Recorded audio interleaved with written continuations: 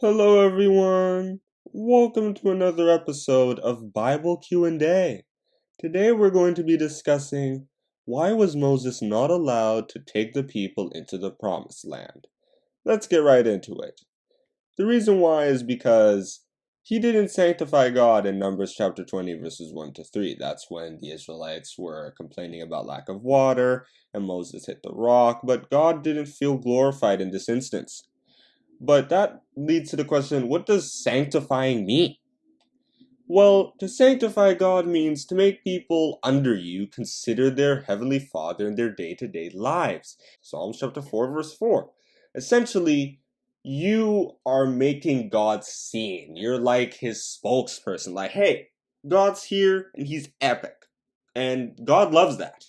There are many places that say that. Isaiah chapter 44 verse 23, Isaiah chapter 49 verse 3, Isaiah chapter 60 verse 21, Isaiah chapter 61 verse 3, Isaiah 66 verse 5. Oh, a whole lot of Isaiahs. Anyway, when the Israelites complained for water, they were like, hey dude, we're thirsty.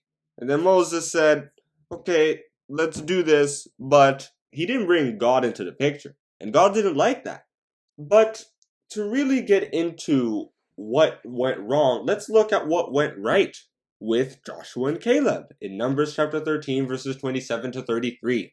Instead of getting angry with the people rebelling, they were trying to pacify them and remind them of God's almighty power to give the land to them. This was with the spies and everything. They were like, no, we can do this. We can defeat these people. That was what Moses was supposed to do. He was supposed to stay positive, bring God into the situation. Instead of condemning the people, he should have calmed them.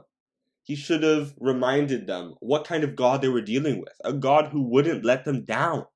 That way, God could present his authority and power and sanctify his name by providing for the needs of the Israelites. What happened then was just Moses gave water to the Israelites. God didn't seem to be involved.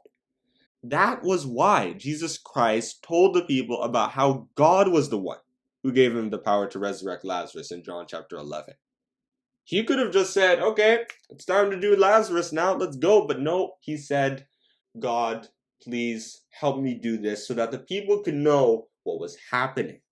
And that is where I think I will stop in discussing why was Moses not allowed to take the people into the promised land. Thanks for listening. Don't forget to like and subscribe.